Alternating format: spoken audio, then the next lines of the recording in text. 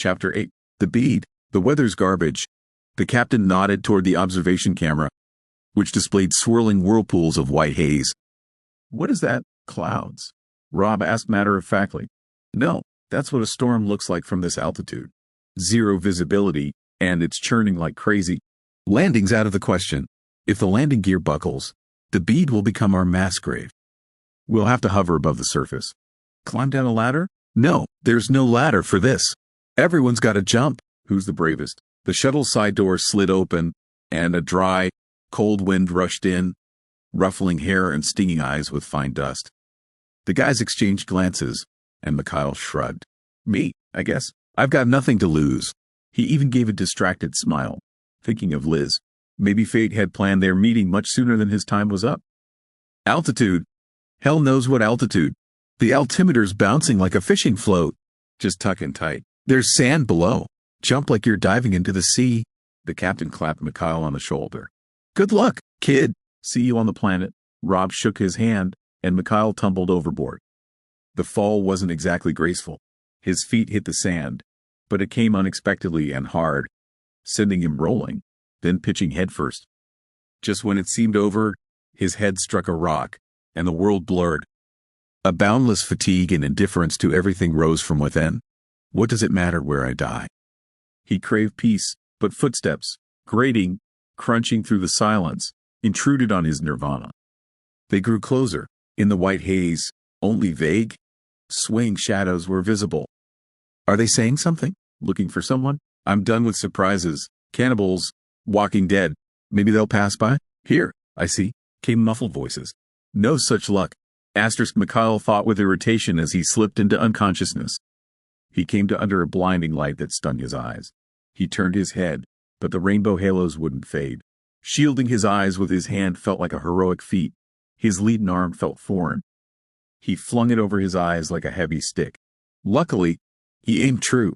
A slight miss, and his nose would have been bloodied. Hey, easy there, young man. Let your muscles adjust to the new strain. Rick, look, praise the heavens, our guest is awake. Heaven's got nothing to do with it, Howard. Medicine works miracles. No, it's all in the hands of Providence. And you know it as well as I do. The voices irritated Mikhail even more than the light. There was no shielding himself from them. They burrowed deep into his brain. The words felt like prickly little creatures awkwardly settling in his head.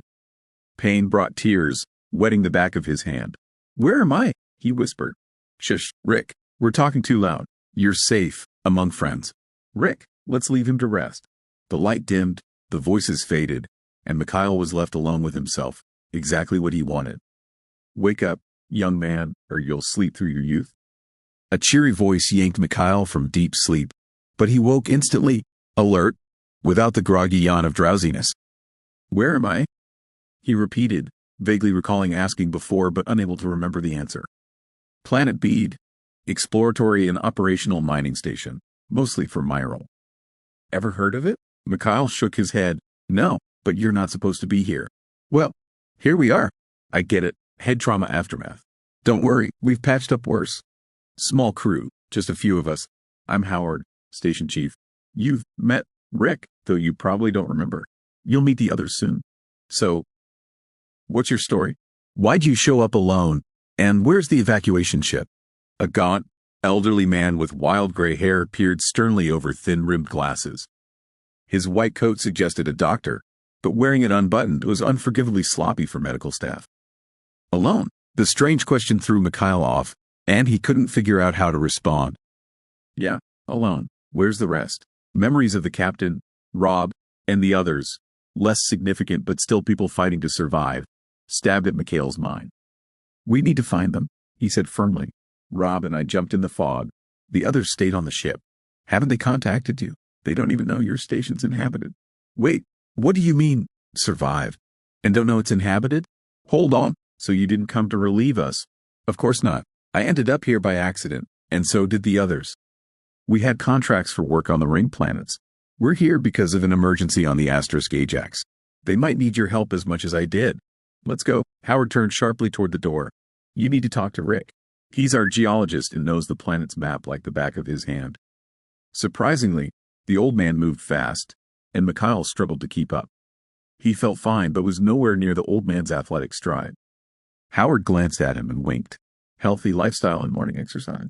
Your hiring agency wasn't entirely wrong about the ecology. Each. By the way, here's our harvester hangar. Core equipment for the station. Familiar with the tech? Mikhail nearly choked. Despite the twists of fate, the prospect of the same work he'd contracted for loomed ahead. Like a deal with the devil, Astersky thought grimly. No matter how you twist, you've got to do it. It's my contract, but I don't know how to drive them. No big deal, Howard waved it off. Where there's a will, there's a way. Here's the rec room, there's the lab, and this is the hot spot, the mess hall. He pushed the door, revealing a small room with a round table. 3 men of varying ages sat around, sipping drinks from long-stemmed glasses. Like King Arthur's court, knights of the round table, so to speak.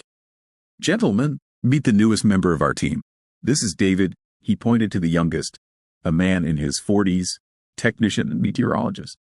Blame him for the weather.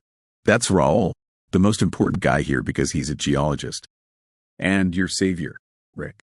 He found you in the mountains. But I'm here by mistake, Mikhail muttered, overwhelmed by the enthusiasm. An accident. They'll pick me up soon. I have a contract. Oh, listen to that. Raoul raised a finger dramatically. He's got a contract. Everyone laughed, and David offered to refill the glasses. As meteorologists say, to +1, he declared grandly. Don't take it personally. Rick clapped Mikhail's shoulder encouragingly. Forget the contract. They sent you on a one-way trip. Trust the old-timers who fell for the same bait. No way. I can't wrap my head around it. Mikhail recalled Rob's words about those who never returned from the stars. What do I do? Same as us. Work. Freighters pick up the minerals harvested by the machines, leaving fuel, harvester parts, food, meds, and essentials for the crew. It's cheaper for the company than paying you big bucks. They promised you a fortune, didn't they? Don't be shy. Everyone here fell for it. It's cosmic age slavery. We rely on their supplies, so we mine the minerals or they don't feed us. Who'd have thought humanity's history would loop back to slavery as a cultural staple? History spirals, my friend. Same old, just on a new level. It's a known law of historical development. Rick, we didn't come just to philosophize, Howard sighed.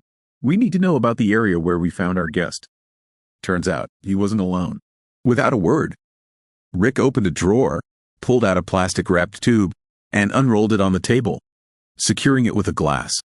The others followed suit, and a colorful map crisscrossed with curved lines appeared. We found you here, Rick pointed to a dense tangle on a brown background. We tracked the sound bouncing off the nearby mountains. Your course was probably this way.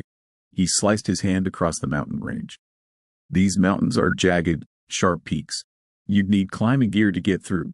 So I'm lucky I jumped first, Mikhail mumbled. Lucky for you, not for the others. Chapter 9. The Harvester. A week had passed since Mikhail settled on Astor's beat. Life was taking its course, and he gradually adapted to the station's simple routine and work on the Harvester. The unfamiliar name concealed a floating, spherical device with gas tanks keeping it aloft. It looked like a bubble, which is why it was sometimes called that. Its fully transparent plastic shell provided a complete panoramic view, allowing the operator to spot and collect mineral from the planet's surface. A pair of pedals and a control yoke were all it took to maneuver and zip across the terrain. There was also a lever to operate the trawl that gathered the mineral. Mineral, Bede's greatest treasure, lay in wide veins within the sandy dunes, sparkling like diamond fields under the light of the yellow star the crew affectionately called Little Sun. The round harvesters floated above the surface like helium balloons. A simple jet engine propelled them, capable of reaching decent speeds. But the powerful engine wasn't for racing. It was needed to hold the trawl that scraped up the exposed mineral. At first, this seemed odd to Mikhail. Wouldn't it be easier to collect the mineral with a tractor? He asked glumly, dreading how he'd cope with his fear of flying.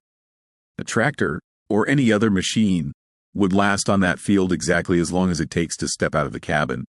Howard chuckled. Deglutiarium magna. In plain terms, it'd get devoured, Raoul explained, savoring Mikhail's surprise. An underground beast that can eat a tractor, or anyone foolish enough to set foot on its turf. So we flit about like hummingbirds, not daring to touch the sand. Luckily, it only covers a third of the planet, or living here would be impossible. You're not afraid of ghosts? by any chance? Howard asked out of the blue. Mikhail faltered, unsure of the connection. That's a thing here too? It happens. Just don't fall for their calls if you want to stick around. Buoyed by this advice, Mikhail began learning the basics of harvester control, jumping at every strange sound or shadow. But the training was so engaging that within a couple of days, the conversation faded to a vague memory, and by the end of the week, it was forgotten, replaced by new experiences. Operating the harvester was both simple and challenging. Turning the yoke and pressing the pedals was easy, but keeping the bubble steady while trawling Merrill was tough. You had to react quickly to sideways jolts if the trawl snagged something harder than minerals and skillfully navigate around protruding rock formations to avoid tearing it. Unexpectedly, Mikhail discovered a knack for this work. By the week's end, with effort, he could match even Raul, the station's undisputed champion. Hey, kid, today's your chance to outdo yourself, Rick tapped the monitor. The computer model predicts a major vein surfacing near the big rocks, close to where we found you. Your job is to check the forecast and, if you're lucky, make the most of it. Can I ask something, Rick? I've noticed you sometimes take food with you when you go mineral collecting. It's not for you, is it? Why do you think that? You eat the same at dinner whether you take it or not. That's not how it works. Observant, aren't you? No offense, but you wouldn't understand yet. Weird bunch. Mikhail thought, heading to the harvester hangar. No wonder years of isolation could mess with their heads. Seeing the same faces, hearing the same voices year after year. Anyone would crack, but these guys seem fine. Or do they? Mikhail punched the coordinates into the onboard computer, which instantly set the course. Bead had no magnetic field, but by Earth habit, they measured directions by cardinal points, using a gyroscopic compass instead of a magnetic one. He spotted the mountains from afar. As Rick described, sharp peaks appeared on the horizon, gradually thickening at the base until they resembled concave-sided cones, like Earth's stalagmites. Mikhail pondered their origin for a moment but quickly flashed back to his descent to the planet. Now he saw the full risk of their reckless actions. If not for the white haze hiding the terrain, no one in their right mind would have done something so foolish. His heart raced at the thought of Rob and the captain. The jagged mountains left them no chance. Where were they now, lying with the ship among the rocks? Or did they skip the jump and try their luck on another planet? A glint of natural diamonds, mineral scattered in a wide band at the mountain's base, snapped him out of his grim thoughts. Against its shimmer, he nearly missed a short, hunched figure slowly trudging along the vein's edge. Someone beat me to it, Mikhail muttered, annoyed, trying to recall who'd left earlier. Why send me here knowing someone's already working the site? Who is it? Whatever. I don't get these dumb jokes.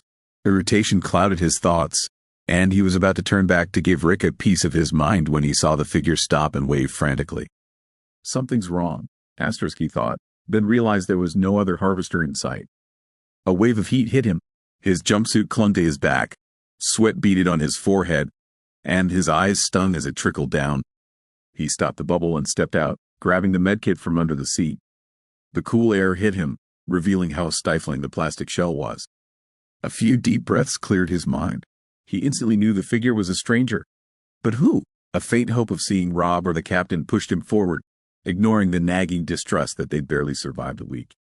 Guilt for trusting Rick instead of searching himself silenced those doubts. Mikhail wanted to believe in a miracle. And it happened. Seconds later, he recognized Rob standing on the sand, alive and well. Rob smiled and waved warmly. Fears of him dying from wounds, thirst, or hunger vanished. Even his clothes were pristine, as if brand new. He got lucky too. Mikhail told himself, though his belief in miracles wavered. Hey, he shouted, slowing his pace. Yo, buddy, you've no idea how glad I am. Never thought you'd survive landing on those rocks. Rob nodded toward the peaks. I got lucky. Landed in the foothills. But how'd you make it? What about the captain? Where is he? The captain's gone. Over there. Rob vaguely waved. I got lucky, but my legs must have hurt them in the fall. After we crashed into the mountains, I had to jump from higher than you. Unbelievable, but I'm so glad you're alive. Man, how'd you get out? Mikhail slowed further. A growing unease tugged him back, urging him to stop. Howard's ghost warning resurfaced. Ghosts can't talk. Astersky laughed off his fears. But the laugh was hollow. Just walked. Now I can't take another step. I was ready to give up, but then you showed up. Mike, you won't abandon a friend. Will you? Never. Mikhail cast aside doubts and stepped forward, reaching out. As their fingers nearly touched, something swift struck his arm. It happened so fast he only registered the sharp pain in his forearm. Oddly, the pain seemed to open his eyes, and the world changed. Rob was gone. Instead, a thick, octopus-like tentacle with hooked tips stretched toward his hand. Instinctively jerking away, Mikhail stumbled and fell.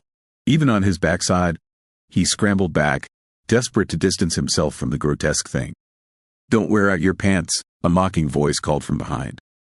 Relax, the devourer won't cross the sand's edge. Mikhail spun around, nearly rolling back.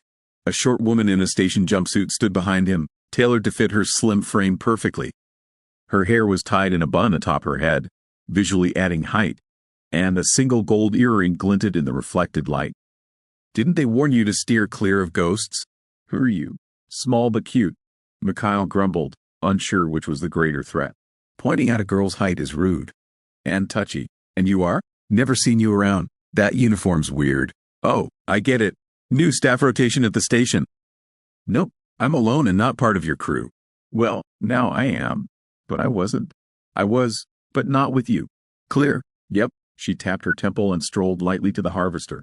Before Mikhail could process, she stepped onto the platform, hopped in, and was gone with the machine. Mikhail stared after the vanishing bubble, trying to make sense of it. Ghosts don't steal harvesters. That's not a vision. It's something else.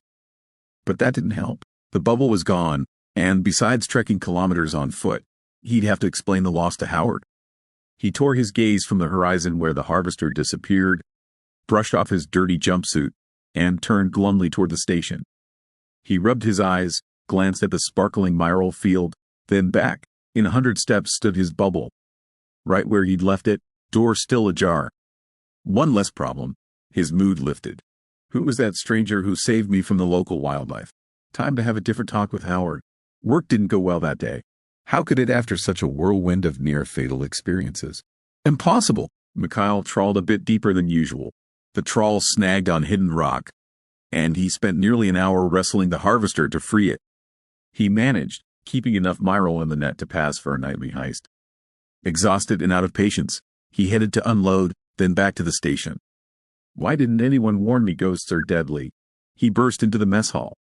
Rick and Howard looked at him, startled. Really? Didn't we tell you not to answer their calls? Not answer because it's rude or because it's deadly. Don't you see the gap between those? How do I spot a vision, especially one that holds a coherent conversation? Or even drives a harvester? Mikhail filled a glass from the siphon and downed it. His emotional outburst drained him. And, oddly, the anger he'd stormed in with. Look, the devourer. It can generate images from your memories. It uses this to hunt long-tailed skinks, lizards about a meter long. You must have seen them flying around. They're everywhere. Didn't notice. And the talking? Clear, logical talking. We still don't know why the devourer does that. Probably lures skinks when visuals fail or enhances the bait. Essentially, you were talking to yourself.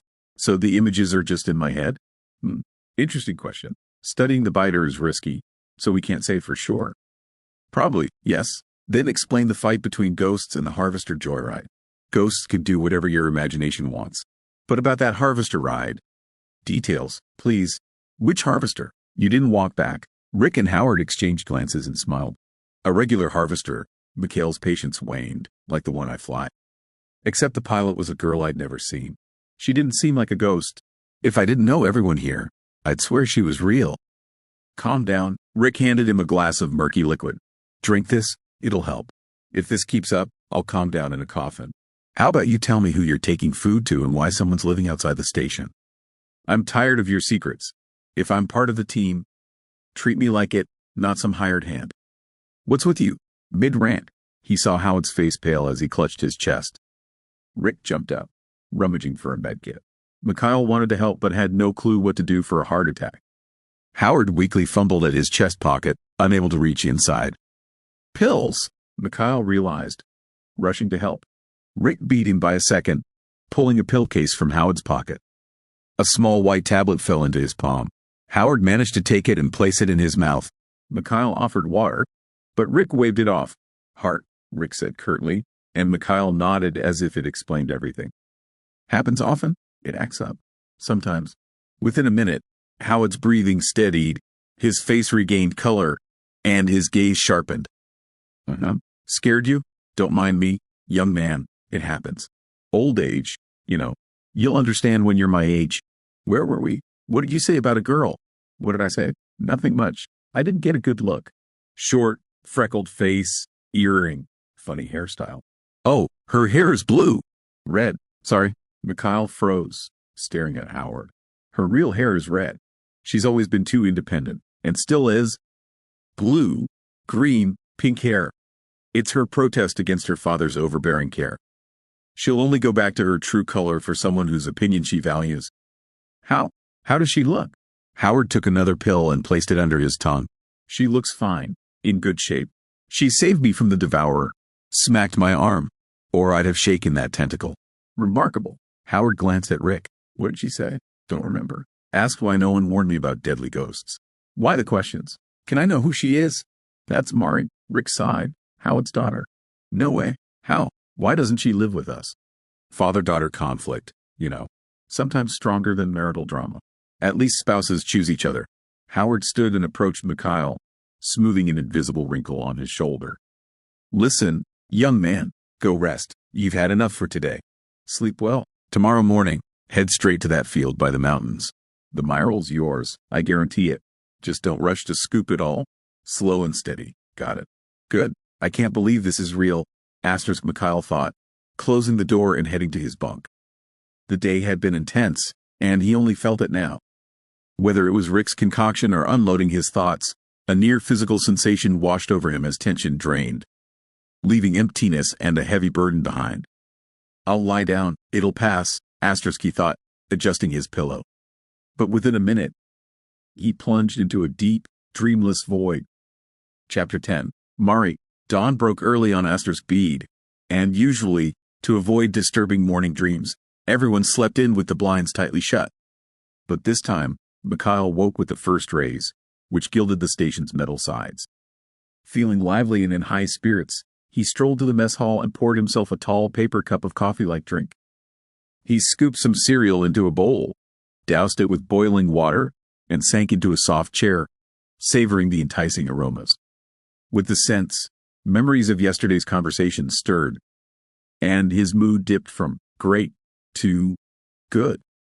Recalling every word, he felt there was more left unsaid. Sipping his cup, he struggled to imagine someone abandoning the station's comfort and delicious coffee over family disputes. Sure, Liz and I fought too, but to just leave, slamming the door.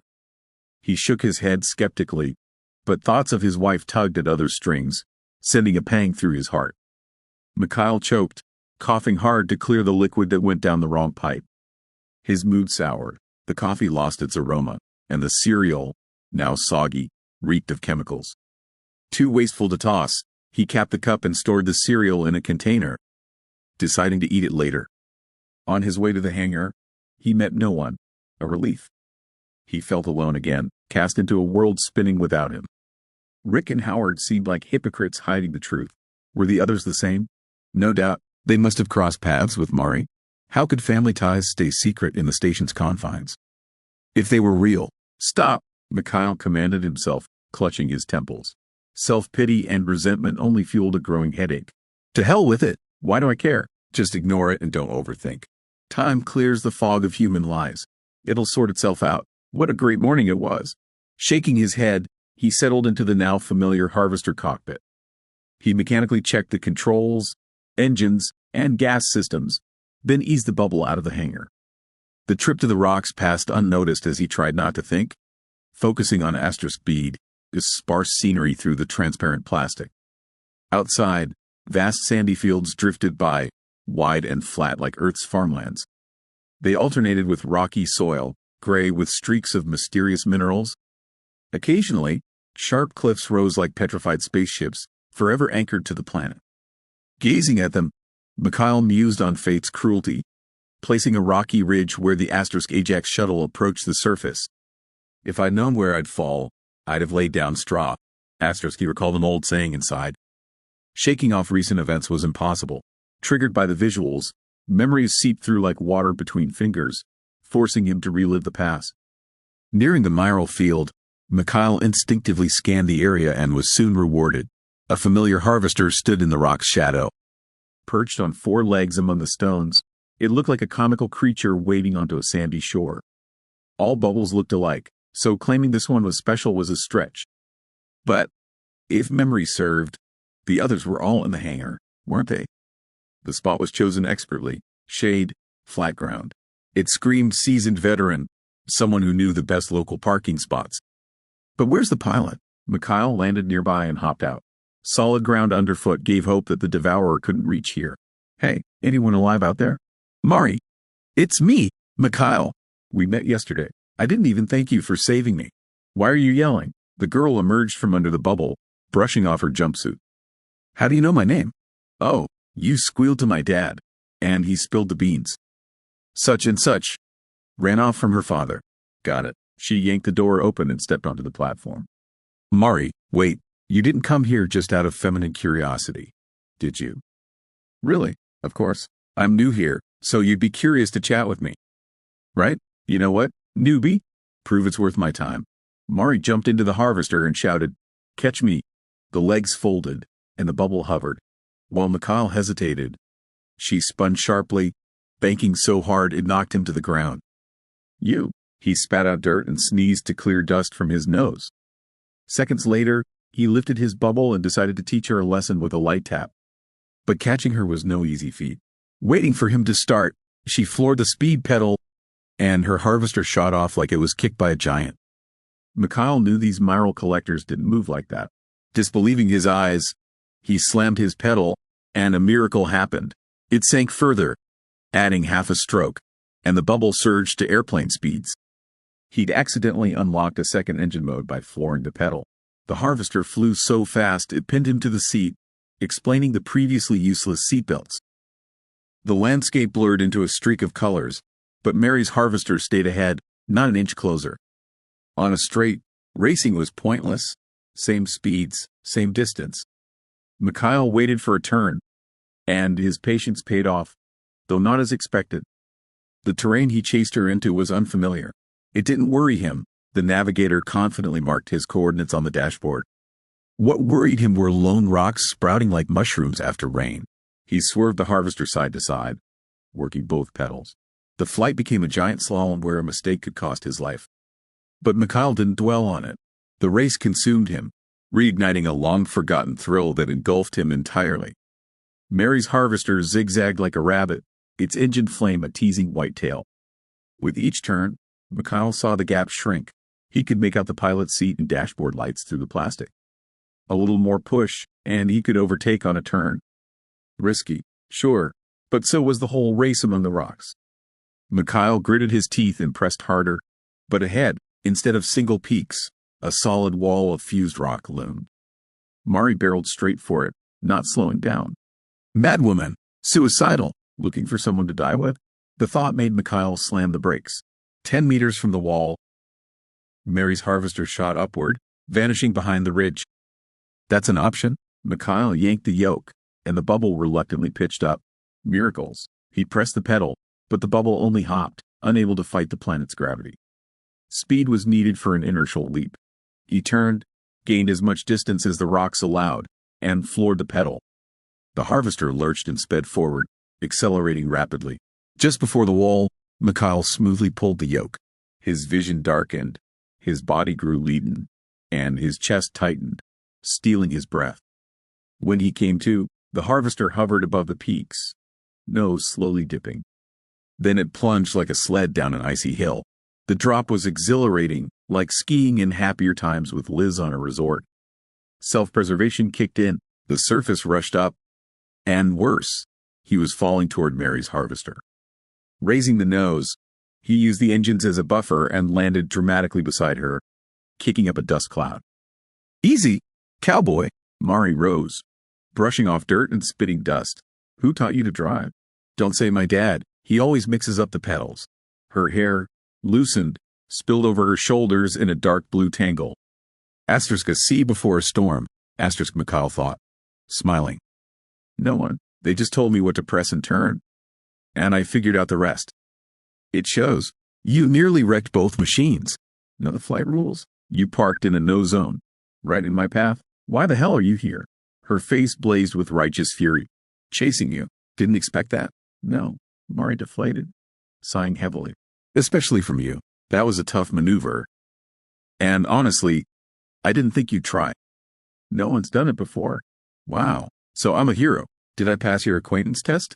You did. But if you keep being this reckless, our friendship won't last long. We'll see. Mikhail glanced around and spotted two rocks pressed together, not tightly, forming a narrow gap like sharp dragon's teeth. See those rocks? Bet I can zip between them.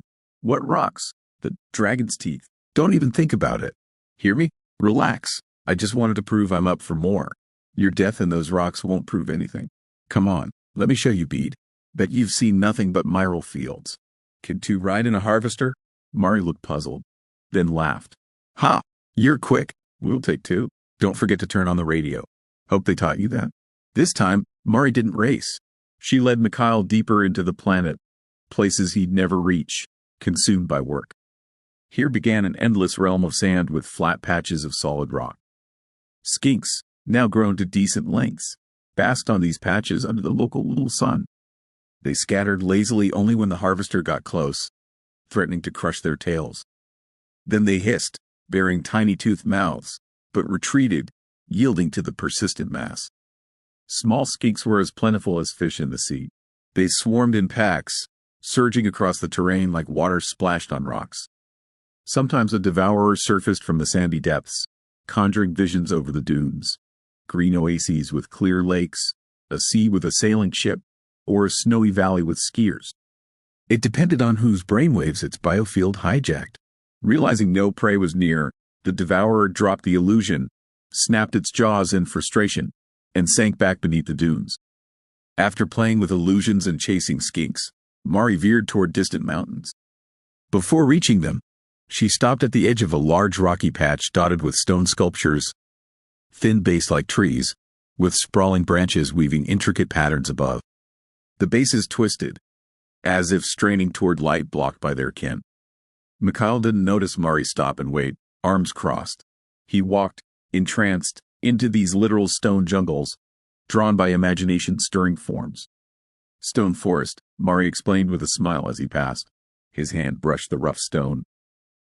Not cold, but warm, pulsing with inner energy.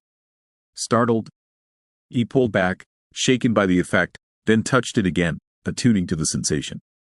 The pulses seemed to come from deep within, as if something alive hid behind the stone shell. They're alive, he whispered, lips dry. That's impossible. No one believes it. Inanimate nature, right? The station thinks it's the work of a high-tech intellect. They say a vanished civilization's greatest legacy is its art. Eternal. Hard to argue, I believe, though the art point is well said. I can't imagine anyone sculpting this. What am I saying? Believe, don't believe. I'm lost. Trust your heart. What do you feel? Mari placed her hand over his, pressing it to the stone. I feel a pretty girl's hand. Oh, you! She blushed and pulled away. I'm serious. That's what my heart says. Mari shook her head and walked into the stone forest. Come on, you need to see this. Mikhail trailed, wondering how he'd offended her, but Mari seemed to forget it entirely. She stopped before thick, double-girth stone trunks and pointed to a dusty gray boulder half fused into a nearby trunk. Its unnaturally perfect shape stood out. Looking closer, Mikhail recognized, with horror, a harvester, grayed by accumulated dust, or what was left of it. He didn't know how he got there. His legs carried him, driven by something beyond consciousness. Dust fell from the smooth side with a firm swipe. Behind the clouded plastic, a vague silhouette slumped over the yoke. Mikhail wiped the plastic with his sleeve and pressed his face close. He saw a tattered jumpsuit, finger bones clutching the yoke, and a yellowed skull with empty eye sockets that mesmerized. The void pulled him in, draining his mind. He began to feel he was seeing himself, even spotting signs confirming it. Don't disturb the dead, Mari said calmly, placing a hand on his shoulder. He flinched, recoiled from the harvester, and looked at her as if for the first time. Something terrifying in the skull's sockets, like death itself, had stared at him, bearing its toothy grin. Who is it? He gasped, Don't know, Mari shrugged. Now just a monument to an unknown astronaut. There's more than one on this planet. Remember that. Why? Well, maybe I don't want you to become one. She darted off, then turned and waved. Come on, there's more to see. Still, Mikhail couldn't guess what more meant. After the stone trees and the haunting image of death, he thought he'd seen it all. So, following Mary's harvester around the mountains, he wasn't just surprised. He was stunned by the view. Beyond the peaks stretched an anthracite-black expanse of a vast sea. Nigrum stragulum, Mari said thoughtfully, her eyes like a moonless night. Black veil? Mikhail flinched and stepped back, then realized it was just the sea's reflection in her eyes. He felt awkward, but Mari misunderstood. It's safe here, but don't get too close. Why? He asked dully, though he knew the answer. Touching it awakens your basest desires, hidden under civilization's veneer or other conventions. Mikhail hadn't expected that. He'd thought the black mass from Ganymede was a parasite or disease, turning people into zombie-like beings, sustaining them and spreading through infection. Are you ready for that? Can anyone be? Whatever's in your soul comes out. Wait, you're saying this Nigrum isn't a brain-destroying infection? Then who's the parasite? And who are you? Barging onto a planet uninvited, looting its core. It's just rock. It's not alive. You felt differently in the stone forest. Forgot already? I didn't. But I don't get you. Nigrum is alien life. Socially organized, intelligent, somewhat like us but entirely different. We exist in parallel worlds. They don't care about us. Do you think about how your mining affects the planet? They don't think about what they bring into our lives when they enter our bodies. They act on motives alien to us. So stay away. Mikhail gazed at the black expanse. A tangible breeze brushed his face, but the sea had no waves, more like a perfectly flat field paved by mad builders. They're calling you on the radio. Don't hear it? Snapped from the mesmerizing sight. Mikhail listened. A faint beep reached his ears. Been over a minute. Didn't want to interrupt. You looked so serious. Cursing. Mikhail raced to the harvester. Keying the mic, he heard a mix of colorful and less flattering remarks from David and a stern order to hightail it back to the station. A storm's coming. Unless you want to be dragged face first through the sand, park in the hangar in half an hour. Judging by your weak signal, you'd better hurry. Why warn only me? What about Mari? A brief pause followed, with muffled words. Then Howard's voice came on. Son, get back now. Don't worry about Mari. You'll see her tomorrow as usual. Mikhail looked around, then outside, but saw no second harvester. Something's off. Astersky sighed, flooring the speed pedal. Chapter 11. The Find. The next day, Mikhail didn't meet the girl. He set out on his now familiar route, lost in memories, and didn't notice he'd reached the mineral field. At first, he thought he was alone. No harvester was in sight, meaning Mari shouldn't be here. A thorough scan of the area confirmed it. A faint unease crept over Mikhail. The storm from yesterday might not have been as harmless for her as Howard had casually claimed. What if he was wrong? Another feeling mixed with his worry, but recognizing it made him uneasy, so he pushed it deep down. Mikhail hopped onto the rocky surface and looked around again. Jagged peaks pierced the sky, and before them, a milky way of sparkling mineral stars littered the sand. The scene was breathtaking, one you could admire for hours, but now it carried a bitter edge. Here he'd made his jump, lucky to avoid smashing into rocks or being swallowed by the sand-lurking monster. Best not to think about how the shuttle landed. A lone female figure in the distance pulled him from grim thoughts. Mikhail wasn't surprised. Mari was too extraordinary to be felled by a mere storm. Her sudden appearance was her style, but as she drew closer, his excitement turned to alarm. He ran, legs numb, unable to believe his eyes. There, in a painfully familiar sundress, stood Liz. Smiling, she walked toward him but stopped abruptly, raising a warning hand. Not another step. Mikhail froze, confused, then looked down and saw the sand's edge just one step away. You're not real, he realized. You're just an image from my memory. Liz smiled as she did when proving him wrong. It's the truest image because that's how I was. Real, but you're only in my head. And here, he touched his chest, feeling a sting near his heart. I know. That's why I'm here. Don't you think there's too much of me in you? Don't say that. I forbid you, myself, to say that. Then who should say it, if not me? I'm me, not you. Don't argue. I see you from the inside now. Mikhail smiled involuntarily. Her cryptic way of speaking was pure Liz. Fine. Have it your way. Will we meet again? That's what I wanted to talk about. Liz sighed, sitting on the sand with her legs tucked under. No, this is our last meeting. I want to say goodbye. Back then. At that moment. I didn't get the chance. Don't blame yourself, she added quickly, seeing him open his mouth. I know it was absurd, and you still can't accept it. I was devastated to leave you in the world, just starting my journey. But that's life, no matter how absurd it seems. Mikhail nodded, unable to speak. A lump rose in his throat, prickling painfully. I'm not here to mourn lost time. I'm here for you. Let go of despair and longing for what's gone. Value life. Live it for both of us, twice as brightly, twice as richly. Do it for me and for you. Now, goodbye. Turn and walk away. It's harder to see someone off than to leave. Liz stood, her image wavering. Go. My time's up. Mikhail knew she was right. Nothing more would happen, and watching her dissolve would be another ordeal, especially if a devourer lurked behind her. He didn't want to know. The encounter wasn't odd. If the thought catcher pulled Rob from his mind, it could dig up Liz too. But her behavior didn't fit. Why stop him from crossing the stone sand border? And her words? Same style, but the thoughts. It's like the ghost from my memory lived its own life.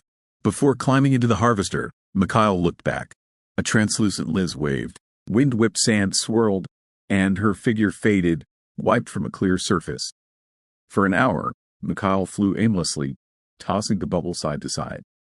A void had opened in his soul, now filling with the rapidly shifting information beyond the transparent shell.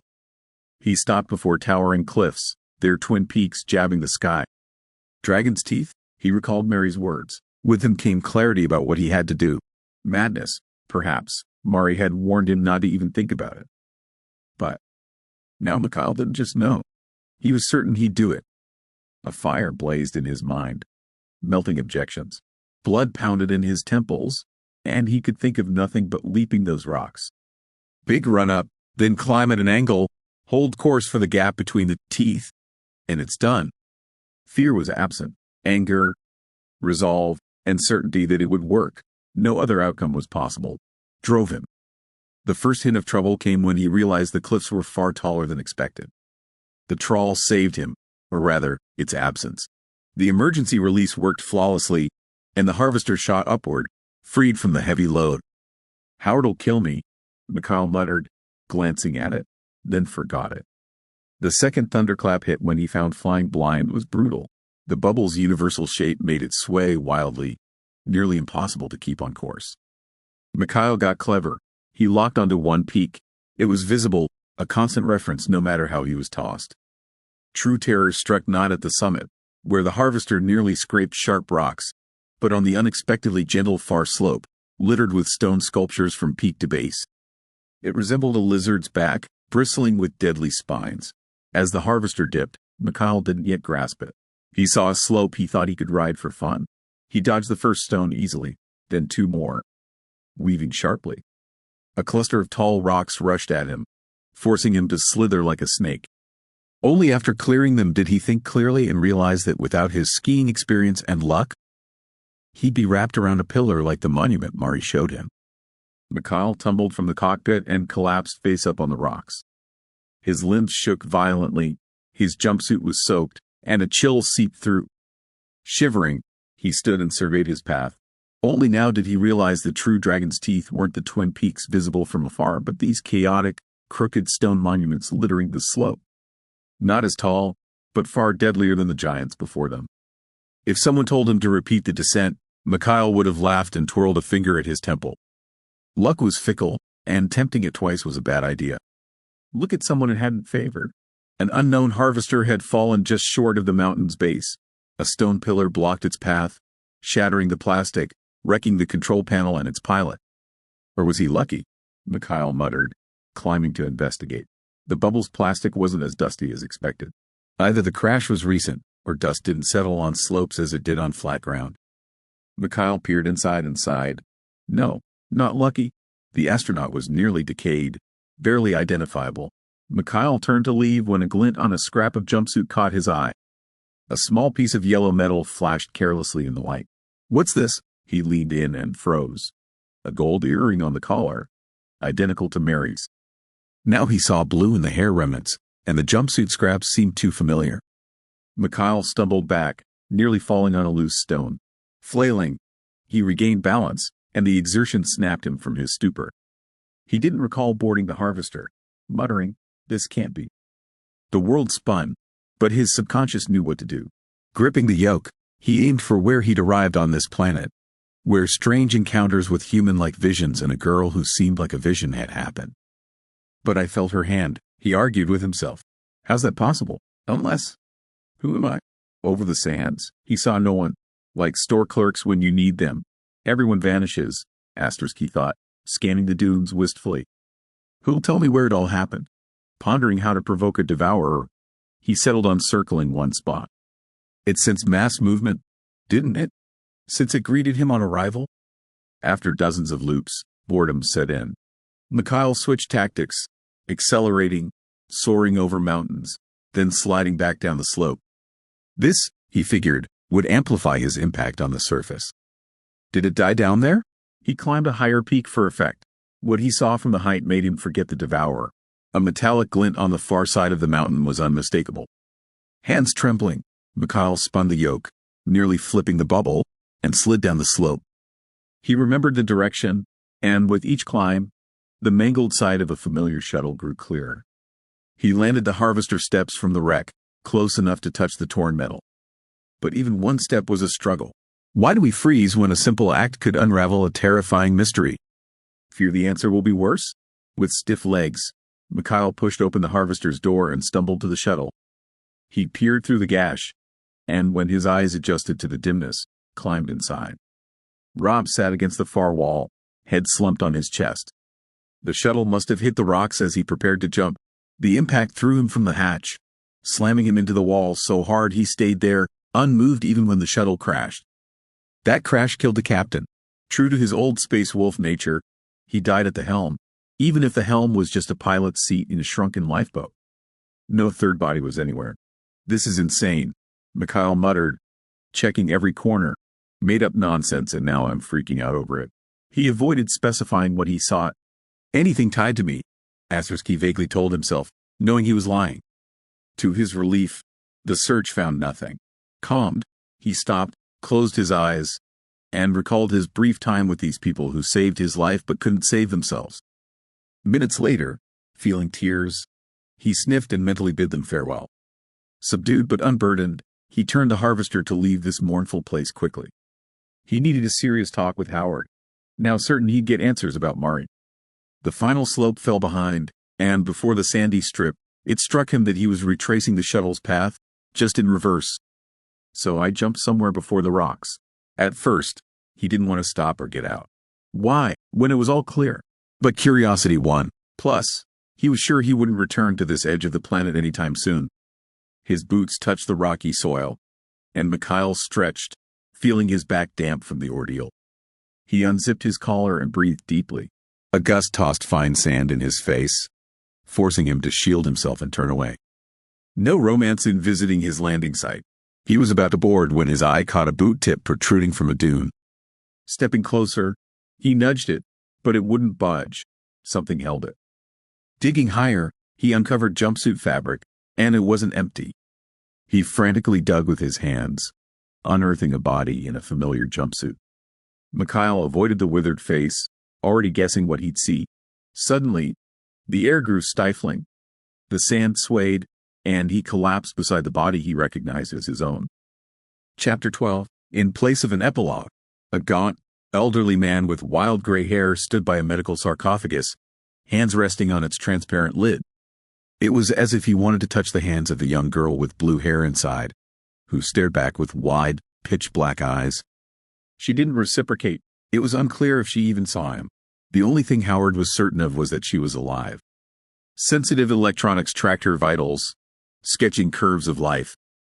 And this somehow soothed the old man, fueling his hope for a miracle. He wasn't alone. Nearby, Rick tinkered with malfunctioning equipment at another sarcophagus. The young man inside was a stranger to them. They'd seen his documents, knew his name, Mikhail. But was that enough to drop the stranger label?